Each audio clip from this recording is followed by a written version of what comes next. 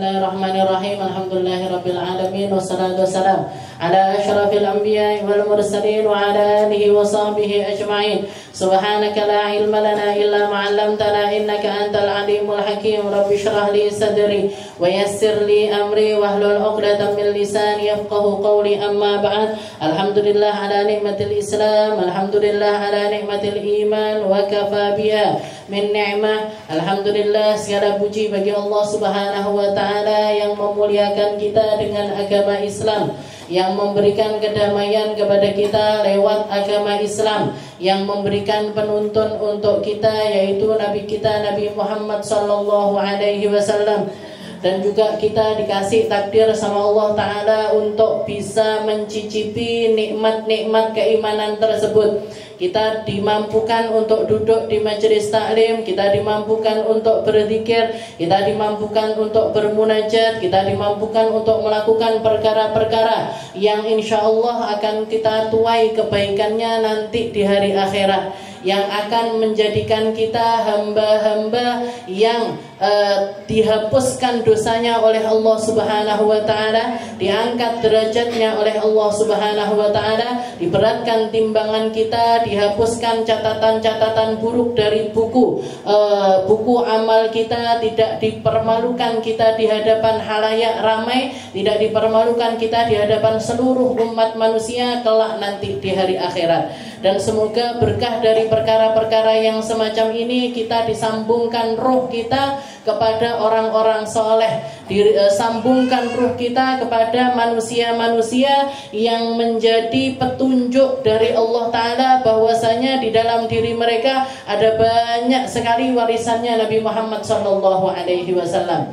Dan hari-hari ini juga bertepatan dengan haul Solo, atau haulnya Habib Ali Al-Habsyi, pengarang dari Maulid Habsyi atau yang kita kenal dengan Maulid Simtud Durar, haul yang sekitar ke 100 sekian, 113, haulnya beliau yang ke 113. Berarti Maulid Habsyi itu umurnya sekitar itu, Bu, 100 sekian, mungkin 120, 130 dan lain sebagainya. Jadi salah satu hal yang disebutkan oleh Habib Ali Habsyi ini terkenal dengan hatinya yang dipenuhi dengan kecintaan kepada Nabi Muhammad sallallahu alaihi wasallam. Dan itu juga yang menarik manusia untuk cinta kepada beliau. Para ulama mengatakan beliau itu magnetnya cinta. Orang kalau belajar tentang keromantisan kepada Nabi Muhammad atau kedekatan dengan Rasulullah Sallallahu Alaihi Wasallam, tidak ada yang orang-orang akhir, istilahnya orang-orang akhir itu nggak ada yang cintanya itu semacam cintanya Habib Ali Habsyi. Kalau di dalam Maulid Habsyi itu dikatakan Allahumma salli ala Sayyidina Muhammad salatan yattasilu ruhul musalli alaihi bih. Jadi salah satu salawatnya Habib Ali Habsyi itu, ya Allah saya bersalawat kepada Nabi, di mana dengan salawat ini ruh saya tersambung kepada Nabi Muhammad sallallahu alaihi wasallam. Jadi bukan cuma salawat pakai lisan, tapi salawat yang pengen nyambungkan ruhnya kepada Nabi Muhammad.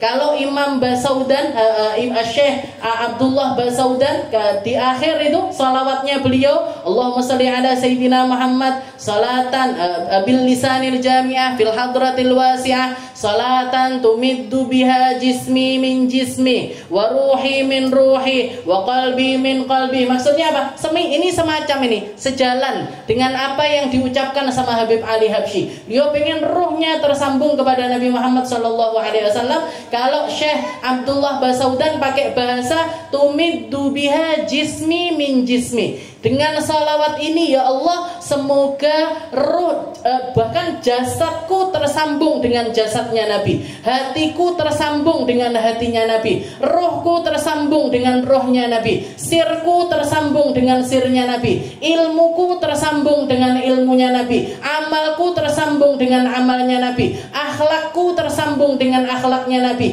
niatku tersambung dengan niatnya Nabi, tujuanku tersambung dengan tujuannya Nabi, maksudku tersambung dengan maksudnya Nabi. Wa ta'udu barakatuha alayya, dan semoga salawat ini membawa berkah. Berkahnya itu kembali kepadaku, kembali kepada anak-anakku, kembali kepada para sahabatku, kembali kepada seluruh penduduk masaku. Ya Nur, ya Nur, ya Nur, ij'alni nuran bihaqqi nur. Ya Allah, ya Allah, ya Allah, demi zat yang wahai cahaya, wahai cahaya, wahai cahaya, jadikan aku cahaya dengan berkahnya sang cahaya.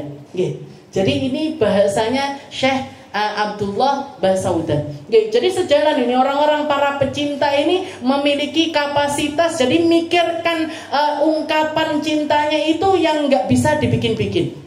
Jadi kita kalau cinta kepada seseorang, respon kita itu akan setara dengan keadaan diri kita. Kalau cintanya kita sedikit, ya sedikit itu yang bisa kita lakukan. Kalau cinta kita besar, sebanyak itu yang bisa kita lakukan. Nah, jadi Habib Ali Habsyi ini orang yang semacam itu. Makanya berkah. Semoga ini kita niatkan juga kita menghauli beliau.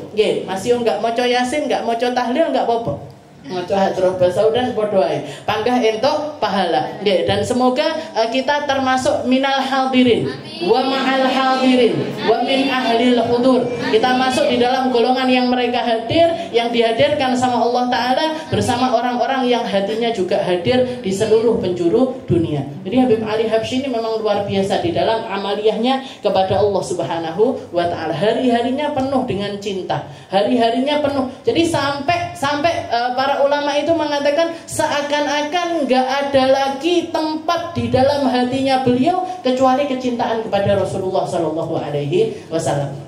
Beliau sudah nggak mikirkan orang, nggak mikirkan orang, nggak mikirkan dunia, apalagi dunia, nggak mikirkan manusia, nggak mikirkan siapapun. Haliyahnya cuman bersama dengan Nabi Muhammad Shallallahu Alaihi Wasallam. Jadi yang membuktikan kalau beliau ini orang yang serius berjalan di jalannya Allah Ta'ala itu Haul Solo. Orangnya meninggalnya di Hadramut, di Sewun, sekolahnya di Sewun. Beliau punya rubat, punya tinggalan sekolahan di Sewun sana. Bahkan mungkin nggak pernah nginjekkan Indonesia, tapi dihauli oleh ribuan orang di daerah Solo. Bahkan namanya jadi Haul Solo.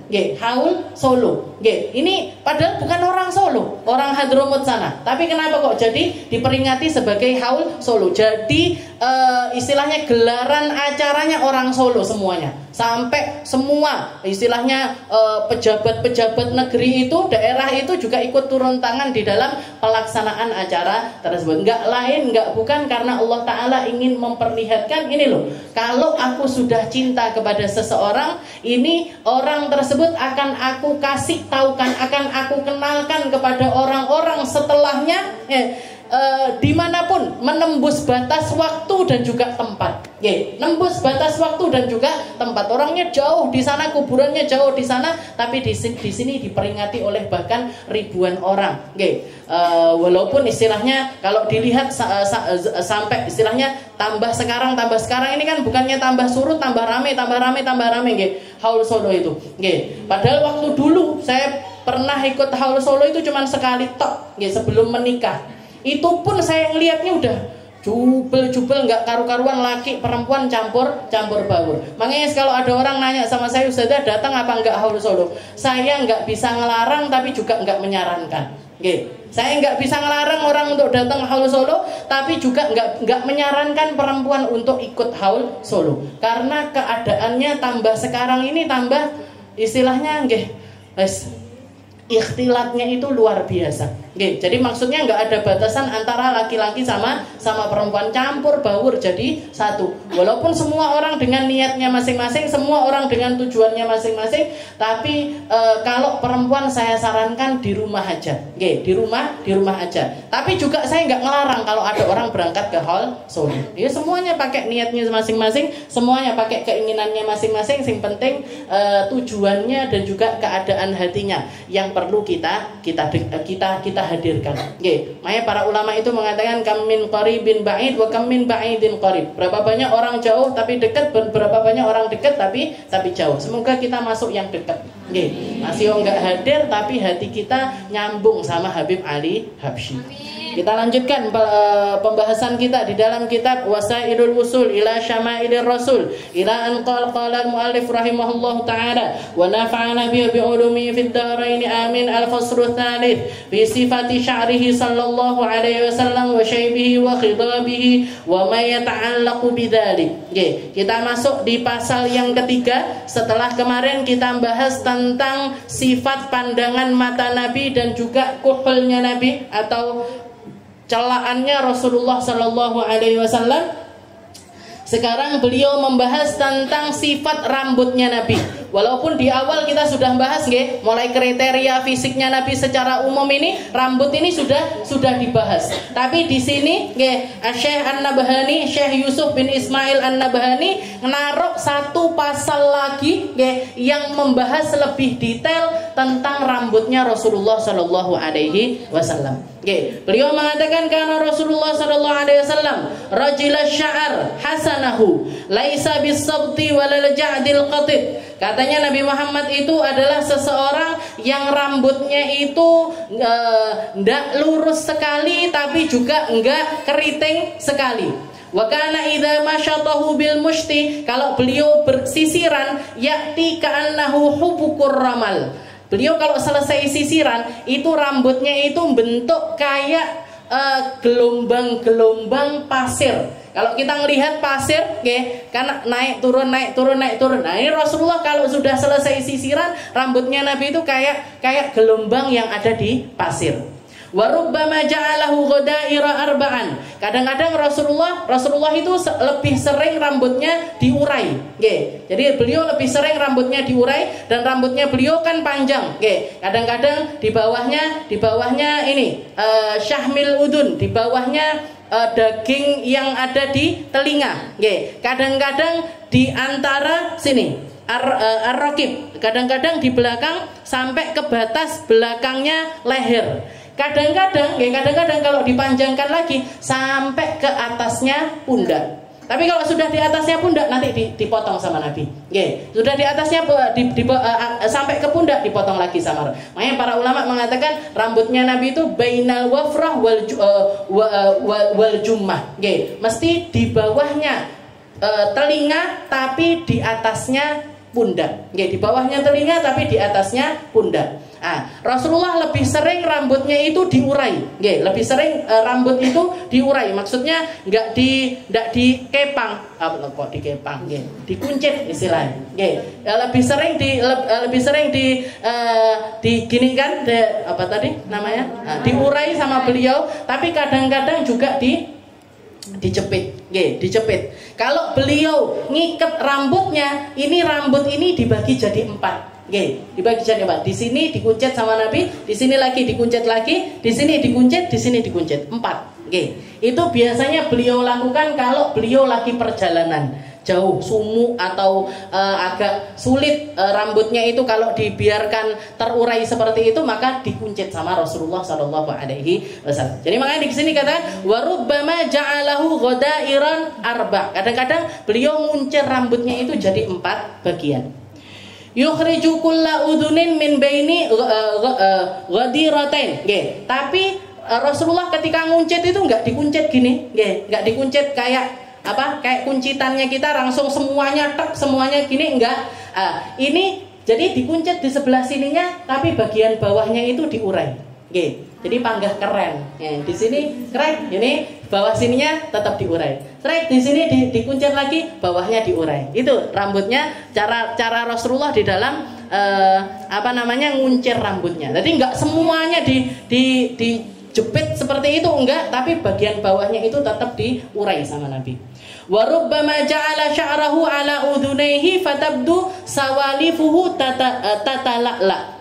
Dan Rasulullah kalau dijepit, wa rubbama beliau menjadikan rambutnya ini, jadi jepitannya itu ditaruh di bagian atasnya telinga, di bagian atasnya telinga sehingga area yang Kan kalau dijepit itu kan kulit kepalanya kan kelihatan. Nah, jadi para sahabat itu melihat di antara sela-sela rambutnya Nabi Muhammad itu kayak cahaya yang yatala'la, kayak cahaya yang kedip-kedip seperti itu. Oke, dari bagian kepalanya Rasulullah Shallallahu Alaihi Wasallam. Dan Nabi Muhammad itu lebih sering rambutnya dipanjangkan, oke, daripada dikundul, istilahnya, atau dicukur itu hampir nggak pernah. Seumur hidup para sahabat menghitung Rasulullah nyukur rambutnya seluruhnya itu cuma 4 kali.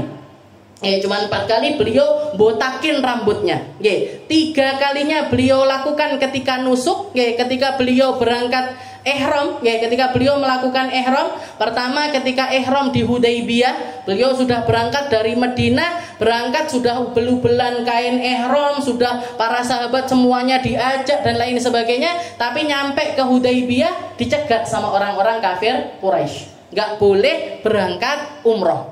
Cuman boleh, istilahnya karena mereka nggak izin dulu mau umrah, mereka nggak boleh masuk ke negeri Mekah, bolehnya masuk tahun depan.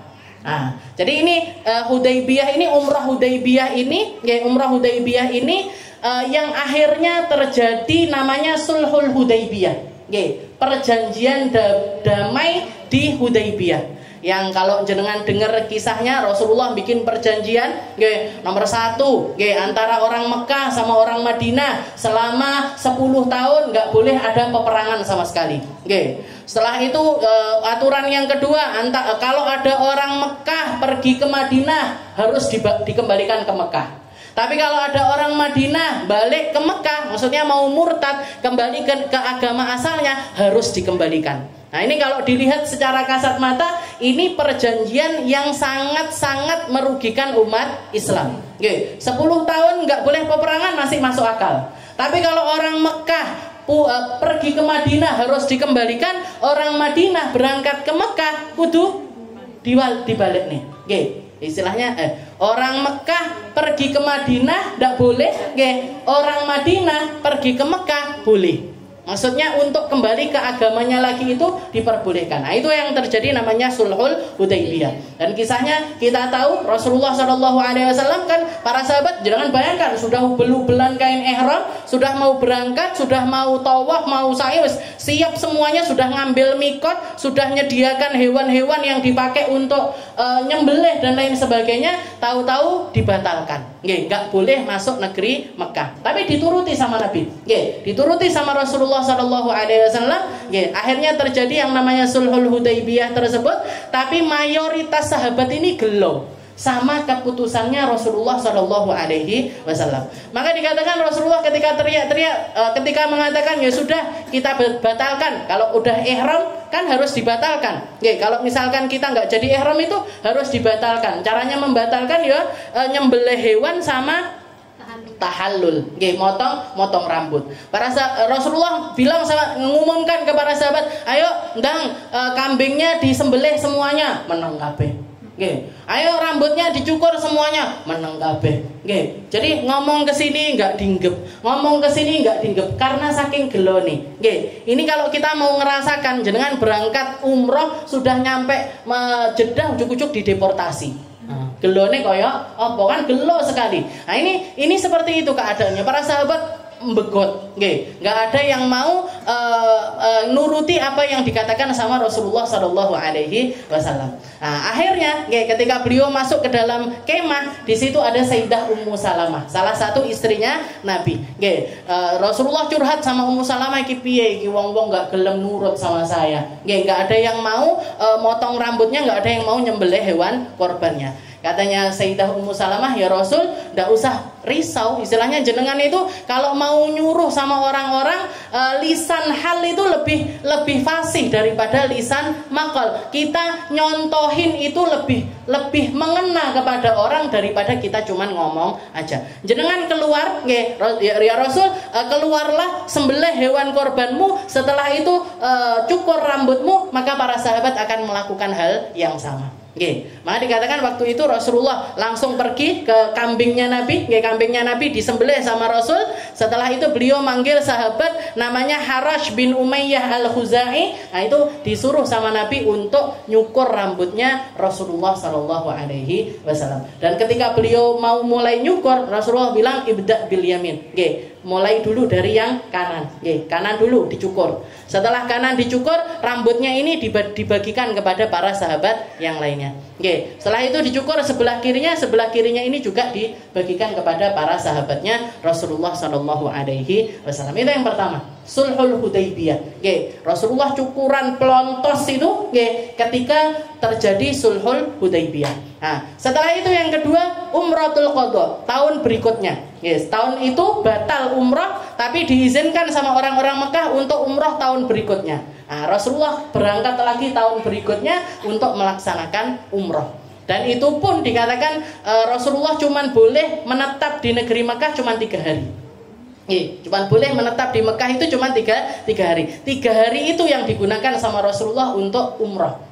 Untuk melaksanakan ibadah umrah. Nah, waktu itu juga Rasulullah cukuran lagi sampai habis. Nah, lalu yang ketiga, inda hajjatil wada, ketika Rasulullah melakukan haji wada. Itu haji yang semua sahabat ini ikut. Semua sahabat, istri-istrinya kabeh dijak, anak-anaknya semuanya dijak. Hampir-hampir semua sahabat itu diajak bareng-bareng melaksanakan haji wada. Haji pertamanya Nabi dan haji terakhirnya Nabi setelah beliau hijrah ke negeri Madinah. Kalau waktu beliau di Mekah bolak-balik Rasulullah haji. Hampir setiap tahun beliau selalu haji, bahkan jadi petugas haji. Nah, tapi setelah beliau hijrah ke negeri Madinah, Rasulullah itu cuman umrah qadha itu, sama setelah itu beliau melakukan haji wada. Di haji wada itu Rasulullah juga cukuran habis. Dicukur habis rambutnya Nabi. Yang nyukur namanya Ma'mar bin Abdillah. Ini saking detailnya para sahabat ya, perhatiannya sama Nabi Muhammad. Sing nyukur sopo, model rambutnya Nabi itu seperti apa dan lain sebagainya, semuanya dicatat sama para sahabatnya Rasulullah Shallallahu Alaihi Wasallam. Dikatakan ketika Rasulullah cukuran, nah itu kan orangnya jauh lebih banyak ketimbang ketika beliau Sulhul Hudaybiyah ataupun juga ketika beliau Umratul Qadha. Ini semua umat Islam ikut melaksanakan ibadah haji. Nah, maka ketika di Mina Rasulullah tahallul itu, ketika Rasulullah tahallul di Mina, itu para sahabat ngupengi Nabi Muhammad Sallallahu Alaihi Wasallam, dan para ulama mensifati para sahabat itu berdiri ngeliat nonton Nabi Muhammad dicukur, ka'anna ala ru'usihimut thair, seakan-akan di atas kepalanya ini enek burung, nggak gerak. Saking merhatikan, nyukure mulainya kondi. Setelah itu pokoknya diperhatikan semuanya. Setelah itu nanti mereka mempraktekkan, ngikuti persis seperti yang dilakukan oleh Rasulullah Shallallahu Alaihi Wasallam. Jadi Ma'mar itu ketika sudah datang sambil membawa pisau cukurnya, Musa namanya. Jadi kayak silat tapi khusus untuk cukuran itu, sudah berdiri di belakangnya Nabi, sudah berdiri di belakangnya Nabi sambil membawa keadaannya tegang ini. Para sahabat kabeh ndeloki nonton Rasulullah mau dicukur. Rasulullah yang mencairkan suasana sambil beliau senyum ngelihat ke Ma'mar ini tadi sambil mengatakan, ya Ma'mar, kamu istilahnya saya percaya, istilahnya diguyoni sama Nabi, wes kamu itu sudahlah, saya berduduk, kamu megang pisau, ini kamu bisa ngapa-ngapain saya, ini terserah kamu loh. Arepe mau berat keneku, mau berat keneku, mau kamu gorok leherku dan lain sebagainya, ini sesuatu yang bisa kamu lakukan. Jadi diguyoni sama Nabi Muhammad untuk mencairkan suasananya. Para sahabat yang semuanya tegang melihat Rasulullah mau dicukur. Ini kalau kita bayangkan, kayak presiden arep dicukur, ini kan bodyguard-e sing ayo karep dia Pak nih presidennya sing nyukur sopo yang kan gitu kan. Nah, ini yang dapat kemuliaan untuk nyukur Rasulullah ketika Hajjatul Wada ini namanya Ma'mar ini tadi. Nah, maka Ma'mar jawab Nabi Muhammad sambil mengatakan, hadza min fadlillahi alayya ya Rasul. Ini adalah kemuliaan, kehormatan yang Allah Ta'ala berikan kepada saya ya Rasul. Baru setelah itu Ma'mar ini mulai nyukur Nabi. Begitu juga Rasulullah juga mengatakan ibda bil yamin. Cukur dulu bagian kananku. Setelah dicukur bagian kanannya Nabi, Rasulullah manggil Sayyidina Abbas. Pamannya Nabi dipanggil. Setelah itu rambut ini tadi, rambut yang dicukur di bagian kanannya Nabi ini diberikan kepada Sayyidina Abbas. Setelah itu Rasulullah mengatakan, bagikan kepada semua orang muslim. Bagikan rambut ini tadi, bagikan kepada para sahabat. Setelah itu dicukur yang bagian kirinya juga ngomong gitu, kasihkan ke Sayyidina Abbas, cukur ini rambut ini berikan semuanya kepada para sahabat, berikan kepada umat muslim. Para ulama mengatakan ini kejadian ini karena umat muslimnya banyak dan semuanya berebut pengen ngambil rambutnya Rasulullah SAW. Satu sahabat itu ada yang komanan 1 lembar, ada yang komanan 2 lembar. Jadi wakatu yaqtatiluna alaih, dan ini rebutane sampai koyok-koyok arep perang. Ngambil rambutnya Nabi Muhammad yang dicukur ini tadi sampai rebutannya kayak orang mau perang. Saking banyaknya sahabat dan semuanya pengen ngambil dari rambutnya Rasulullah Sallallahu Alaihi Wasallam. Ada pemandangan yang lucu waktu kejadian itu. Ada salah seorang sahabat namanya Suhail bin Amr. Suhail bin Amr ini ketika di Mekah dulu, orang Mekah. Suhail bin Amr ini orang Mekah dan dia itu termasuk min ru'asa'i Quraisy, termasuk orang yang terpandang dari orang Quraisy. Dan dia ini punya lisan yang tajam. Punya lisan yang tajam. Istilahnya kalau ngomong itu nyelekit. Dan dia adalah seorang penyair. Kalau bikin omongan-omongan itu disyairkan, tapi untuk istilahnya nyakitin orang itu jetit gitu. Begitu ketika Rasulullah dakwah di Mekah dulu, Suhail bin Amr ini orang yang paling sering mencaci maki Rasulullah Shallallahu Alaihi Wasallam lewat omongannya, lewat tulisan-tulisannya, lewat syair-syairnya ini. Jadi seakan-akan dia itu ketika Rasulullah di Mekah itu make gimana caranya ke sesuatu yang jadi kelebihannya dia itu untuk nyakiti Rasulullah Shallallahu Alaihi Wasallam. Bahkan sekitar 2 tahun atau 3 tahun sebelum Haji Wada itu pun Suhail bin Amr ini orang yang ketika perjanjian Hudaibiyah ini dia hadir tapi di kubu lawan. Kalau di kubunya Rasul yang nulis yang bagian nulis perjanjian itu dari kalangan umat muslim adalah Sayyidina Ali bin Abi Thalib. Nah, dari kalangannya orang kafir ini yang jadi ketuanya Suhail bin Amr ini. Dan Suhail bin Amr ini ketika perjanjian itu tadi ditulis, Sayyidina Ali sudah mulai nulis Bismillahirrahmanirrahim. Katanya Suhail, enggak, hapus. Kita enggak kenal kalimat Bismillahirrahmanirrahim. Uktub Bismi Allahumma. Bismi Allahumma. Katanya Sayyidina Ali, enggak. Aku pokoknya geleme Bismillahirrahmanirrahim. Mulai apa-apa itu Bismillahirrahmanirrahim.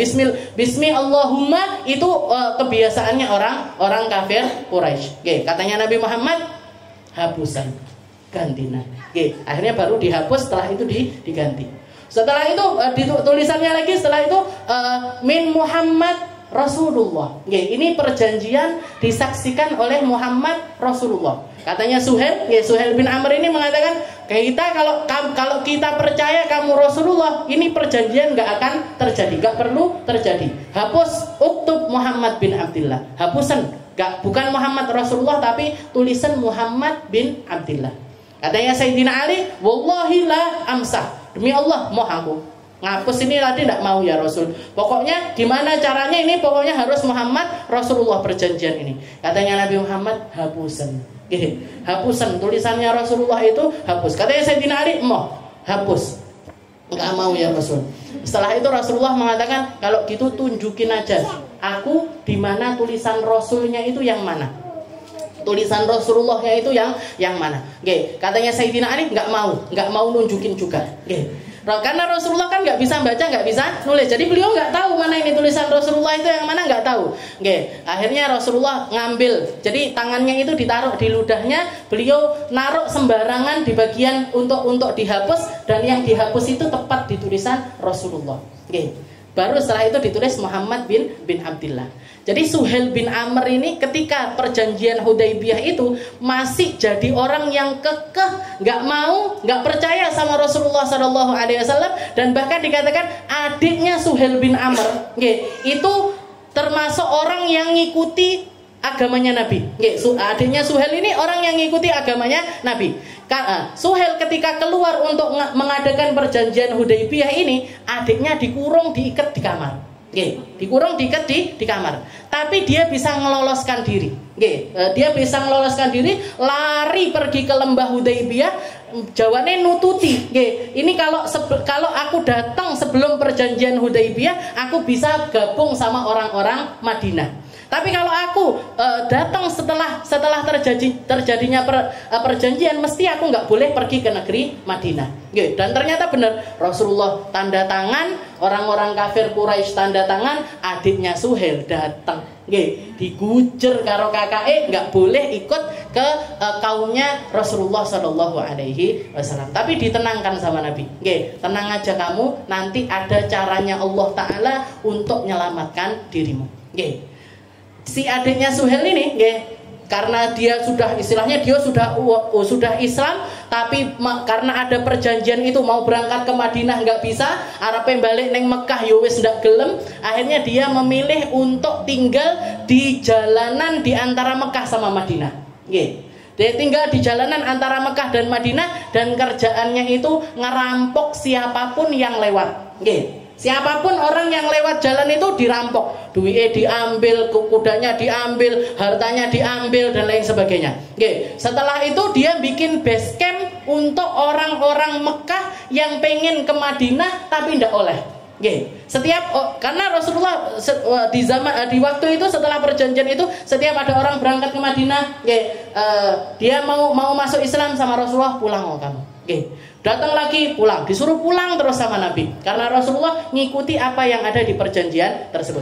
Nah, orang-orang yang nggak mau pulang ke Madinah ini ngumpul semuanya di tempat base campnya si adiknya Suhail ini tadi, sampai terkumpul puluhan orang, dan kerjaannya gitu. Enek wong liwat dijarah, enek wong liwat dirampok, enek wong liwat ini. Akhirnya orang-orang kafir sendiri pusing, nggak bisa nanganin kelompoknya adiknya Suhail and the gang ini tadi. Akhirnya mereka menyerah, datangi Rasulullah, wes ndak apa-apa, wes kelompok iki tok ben ndak dadi kisru, saya izinkan untuk masuk ke dalam agama Islam dan bergabung dengan Rasulullah Shallallahu Alaihi Wasallam. Seneng banget adiknya Suhail ini tadi. Dia ketuanya. Nah, dikatakan, dan Suhail ini, jadi ketika perjanjian Hudaybiyah itu dia masih jadi orang yang seperti itu, sama adiknya kayak gitu. Tapi ketika Hajatul Wada, Sayyidina Abu Bakar sama Sayyidina Umar ini nggak ikut rebutan, ngelihatin orang-orang yang berebutan rambutnya Rasulullah Shallallahu Alaihi Wasallam, dan di antara orang yang rebutan itu ada Suhail bin Amr. Ada Suhail bin Amr ini yang gedem itu melok rebutan rambutnya Nabi Muhammad Shallallahu Alaihi Wasallam. Katanya, padahal ketika kejadian itu, ketika Suhail ngomong, jangan, namanya nggak mau aku Bismillahirrahmanirrahim, maunya Bismillahumma, nggak mau saya Muhammad Rasulullah, maunya Muhammad bin Abdullah. Itu Sayyidina Umar wis gedem bilang sama Rasul, ya Rasul, adrib taninya tahu ya Rasul, tak kampleng ya Rasul, tak patahkan gigi serinya biar nggak bisa ngomong aneh-aneh lagi ya Rasul. Nama Rasulullah, biarin aja. Kamu nggak ngerti, nanti ada satu keadaan di mana kamu berbangga dengan apa yang dia lakukan. Nanti kamu nggak tahu, nanti akan ada keadaan di mana kamu berbangga dengan apa yang dilakukan oleh Suhail bin Amr tersebut. Nah, ini tadi ketika orang-orang rebutan rambut, Sayyidina Abu Bakar ini mengatakan, jawel Sayyidina Umar, lon marmar gitu kalau orang Indonesia, marmar, delan Suhail. Baru 2 tahun 3 tahun yang lalu dia masih benci sekali sama Nabi Muhammad, tapi sekarang ikut rebutan rambutnya Rasulullah Sallallahu Alaihi Wasallam. Ini makanya wahai Umar, kamu itu kalau apa-apa itu ojo ke susu-susu. Kalau apa-apa itu jangan gampang-gampang memutuskan segala sesuatu, atau memutuskan memandang orang ini mesti sesat terus, wong iki mesti ngene terus, enggak. Kamu nggak ngerti, Allah Ta'ala itu maha membolak-balikkan semua hati. Jadi waktu itu dia ikut rebutan rambutnya Rasulullah Sallallahu Alaihi Wasallam.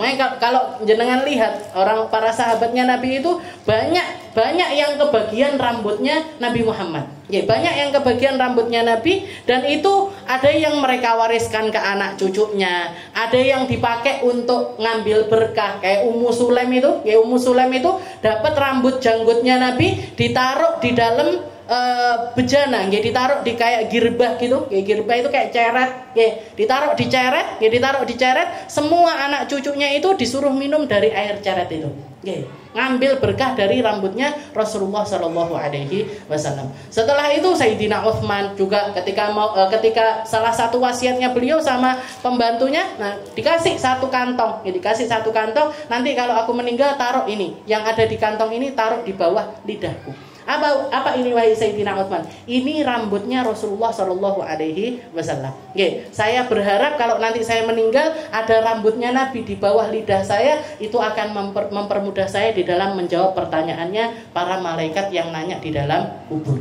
Sayyidina Umar bin Abdul Aziz, punya beberapa lembar rambutnya Nabi, turun temurun dari kakek-kakeknya, itu minta kalau nanti meninggal taruh di sini, taruh di mata saya dan taruh di mulut saya. Taruh di mulut saya. Setelah itu juga ada ulama, Sayyidina Ahmad bin Hanbal juga wasiat dengan hal yang sama. Punya rambutnya Nabi, suruh naruh di tengah-tengah mata beliau dan ditaruh di bawah lidahnya beliau. Ini para sahabat itu ya tabarrokun, ngambil berkah dari apapun yang datang dari Nabi Muhammad Shallallahu Alaihi Wasallam, termasuk rambutnya. Dan rambutnya Nabi itu kalau sampai sekarang kan masih banyak, dengan temukan di artefak-artefak ataupun juga di museum-museum. Rambutnya Nabi itu dijaga sama Allah Ta'ala, nggak berubah, nggak rapuh. Nah, kalau rambutnya orang biasanya 100 tahun, 200 tahun biasanya sudah nggak rupa-apa neh. Tapi kalau rambutnya Nabi itu masih, bahkan para ulama mengatakan rambutnya Nabi itu tetap selalu bertumbuh. Jadi ini yang di artefak sini Temboro itu, orang-orang yang ada di Temboro itu bilang setiap tahunnya itu ada tambahan dari rambutnya Nabi. Sekian mili, 0,00 mili tapi bertambah rambutnya Rasulullah Shallallahu Alaihi Wasallam. Ini min mu'jizatin Nabi, termasuk mukjizatnya Nabi Muhammad Shallallahu Alaihi Wasallam. Nah, setelah itu dikatakan wa kana sya'ru Rasulillah dunal jummah wa fawqal wafrah. Rambutnya Nabi itu di bawahnya jummah, di atasnya wafrah, antara sini sampai sini. Nggak pernah lebih panjang daripada pundak, nggak pernah. Jadi dipanjangin sampai ke sakini misalkan, apa sakini, nggak pernah. Tapi juga nggak dipendekkan sekali sampai cepak atau pendek sekali, enggak. Nah, itu rambutnya Nabi Muhammad seperti itu. Wa kana sya'ru sallallahu alaihi wasallam yadribu ila mankibai katiran ma yakunu ila syahmati udunai. Paling seringnya gaya rambutnya Nabi itu sampai segini. Sampai ke bawahnya telinga. Sampai ke bawahnya telinga. Wa kana Rasulullah sallallahu alaihi wasallam hasanal jism. Dan juga termasuk kemuliaannya Nabi dikatakan setelah Rasulullah cukuran habis, itu para sahabat mengatakan mayangkus min jamalihi syai'an, enggak mengurangi. Jadi botaknya Nabi, habisnya rambutnya Nabi. Rasulullah kan punya rambut indah sekali, tapi begitu dihabiskan rambutnya Nabi, itu enggak berkurang kegantengannya Nabi, itu enggak berkurang sama sekali. Bal yazdad, bahkan para ulama mengatakan malah nambah ganteng. Biasanya orang dibotakin, dari rambutnya panjang jadi botak, itu mesti kok malah ngene, kok jadi bulat, kok jadi dan ini Rasulullah enggak ada yang berubah dari jamaluhu sallallahu alaihi wasallam. Ini enggak bisa kecuali karena mukjizat. Nabi Muhammad dijaga, pesonanya itu selalu terjaga, keindahannya selalu terjaga, wibawanya juga selalu terjaga, bahkan tingginya kan selalu dijaga. Jejer karo sapa Rasulullah selalu lebih tinggi. Tapi kalau dilihat diukur biasa aja, nggak tinggi sing jangkung sekali, tapi nggak pendek sekali. Tapi kalau jejer sama siapapun, Rasulullah tetap lebih tinggi dari sahabat, daripada para sahabat tersebut. Wa katsiran ma yakunu ila syahmati udune. Wa kana Rasulullah sallallahu alaihi wasallam hasanal jism. Rasulullah juga seseorang yang punya badan yang indah. Ba'id ma bainal mankibain lahu sya'run ila mankibaihi wa fi waqtin ila syahmatai udunai wa fi waqtin ila nisfi udunai. Wa kana sallallahu alaihi wasallam yasdilu sya'rahu wa kana al-musyrikun yafruquna ru'usahum wa kana ahlul kitab yasduluna ru'usahum. Nah, ini juga dikatakan di sini Rasulullah kenapa kok manjangin rambut itu, kenapa? Nggih. Karena dikatakan Rasulullah itu ketika melakukan perkara-perkara yang menjadi kebiasaannya manusia, makan, minum, gaya rambut, gaya pakaian dan lain sebagainya, kalau nggak ada aturan yang datang dari Allah Subhanahu wa Ta'ala, maka beliau memilih untuk ngikuti yang dilakukan sama para ahli kitab. Nggih. Orang-orang ahli kitab, orang-orang Yahudi sama orang-orang Nasrani. Nggih. Orang-orang Yahudi sama orang-orang Nasrani. Nah, stylenya orang pada zaman itu, stylenya para manusia yang dianggap jadi sesuatu yang bagus di antara mereka, orang-orang musyrik. Nggih. Orang-orang musyrik ini siapa? Orang-orang musyrik itu yang nyembah berhala. Oke, para penyembah berhala, orang-orang yang sesembahannya itu batu, oke, atau majusi, atau orang-orang yang nyembah api, nah, dan lain sebagainya, nyembah matahari, nyembah pohon dan lain sebagainya, nyembah sesuatu yang nampak, itu namanya orang musyrik, oke, orang yang menyekutukan Allah Subhanahu wa Ta'ala. Nah, orang-orang musyrik suka rambutnya itu dipendekkan. Ya, suka rambutnya itu dipendekkan. Nah, wa kana ahlul kitab yasduduna ru'usahum. Sedangkan orang-orang ahli kitab, orang Nasrani, orang Yahudi itu senang memanjangkan rambut. Nah, makanya Nabi Muhammad memilih untuk mengikuti apa yang dilakukan sama para ahli kitab. Wa kana yuhib muwafaqata ahli kitab fi ma lam yu'mar fihi bi syai'. Tsumma faraqa Rasulullah sallallahu alaihi wasallam ra'sah. Nah, tapi setelah itu para orang-orang kafir itu orang-orang ahli kitab, ya, jadi orang musyrik sukanya rambutnya pendek. Kalau orang ahli kitab sukanya rambutnya dipanjangkan. Cuman bedanya kalau orang-orang ahli kitab ini mereka manjangin rambut sambil istilahnya ndak belah tengah. Jadi semua rambutnya itu dikebelakangkan. Oke, jadi sisirannya seret ke belakang semuanya, klimis ke belakang. Nah, untuk membedakan Nabi, setelah Rasulullah melihat hal yang semacam itu, untuk beliau membedakan sama orang-orang ahli kitab, beliau memilih untuk dibelah tengah rambutnya. Biar beda sama orang musyrik, juga beda sama orang-orang ahli kitab. Juga beda sama orang-orang ahli kitab. Tsumma faraqa Rasulullah sallallahu alaihi wasallam ra'san. Setelah itu wakana Rasulullah sallallahu alaihi wasallam katsal lihya wa kana yu'fi lihyatahu wa ya'khud min syaribihi. Kalau jenggotnya Nabi, Rasulullah jenggotnya itu tebel. Beliau punya jenggot tebel. Tebel itu gimana? Tebel itu dilihat dari jauh ataupun dekat, itu bagian belakangnya jenggot ini nggak kelihatan. Jadi kalau jenengan mau lihat mana orang yang jenggotnya tebel, mana yang jenggotnya itu tipis, orang yang jenggotnya tipis kalau kita deketi ini kulit-kulit di belakangnya jenggot ini kelihatan. Tapi kalau yang tebel nggak ketok kabeh. Rasulullah termasuk yang jenggotnya itu tebal. Wa kana yu'fi lihyatahu, tapi dirapikan sama Nabi. Rasulullah bagian jenggotnya itu nggak pernah didawakne sampai segini, sampai gombrok-gombrok, sampai jadi gondrongnya cukup di rambut, nggak di jenggot. Jenggotnya Nabi nggak digondrongin. Jadi bagian jenggot ini biasanya Rasulullah manjanginnya cuma sampai segini. Jadi di bawahnya sini cuman keluar sedikit aja, cuman keluar sedikit di bawah genggaman tangannya Rasulullah SAW. Yang bawahnya dicukur sama Nabi, yang bawahnya dicukur.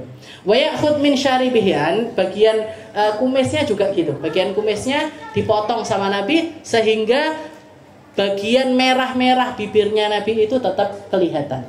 Bagian bibirnya Nabi juga kelihatan. Nek duwe anak lanang diwarai, nggih. Aja humbrus-humbrus kalau memang rambutnya itu jenggote dawa, nggih. Jangan dibiarkan koyok gembel, koyok gembel kayak gitu, nggih. Suruh ngerapikan, nggih. Bagian sininya dirapikan, bagian sininya dirapikan, kumisnya dirapikan. Rasulullah SAW masih jenggote itu tebel, tapi semuanya dirapikan sama Nabi, nggih. Wa ya'khudh min wa kana sallallahu alaihi wasallam ya'khudh min lihiyatihi syarifah min ardiha wa tuliha. Dan sering Rasulullah itu kalau sudah apapun yang keluar dari beliau, biasanya kalau kuku, nggih, kukunya Nabi, bekas dari hijamahnya Nabi, beliau kalau bekam darahnya, kukunya itu biasanya minta untuk dipendem. Nggih. Jadi minta untuk dipendem, suruh taruh di tempat yang enggak kelihatan orang. Makanya ada sahabat yang disuruh kayak gitu sama Nabi malah diminum, gitu. Nah, kukunya Nabi juga gitu, itu biasanya dipendem sama Nabi.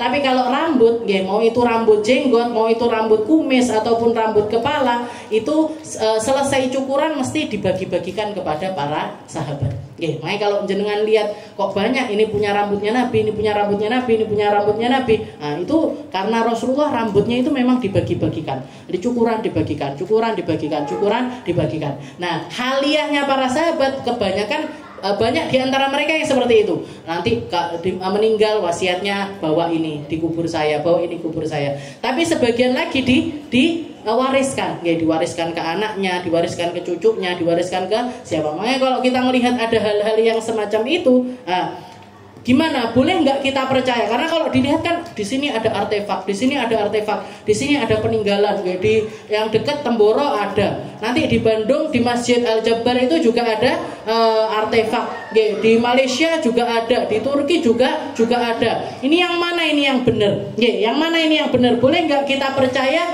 dengan hal-hal yang semacam itu? Selama mereka mempertanggungjawabkan, saya dapat ini dari ini, saya dapat ini dari ini dapatnya dari ini.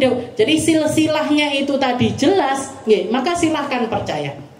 Tapi kalau mereka diminta mana ini silsilahnya rambut ini tadi datangnya dari mana, nggak bisa dan lain sebagainya, nggak usah percaya dengan apa ya? Karena orang banyak yang melakukan itu untuk bisnis, banyak melakukan itu untuk istilahnya tinggi keren-kerenan, dipakai buat begini begitu dan lain sebagainya. Orang yang melihat sebenarnya nggak terpengaruh. Misalkan ada rambutnya Nabi, padahal ada orang mengatakan ini rambutnya Nabi, padahal bukan rambutnya Nabi. Setelah itu kita natabarrok bihi, kita ngambil berkah dari situ, nggak ada masalah.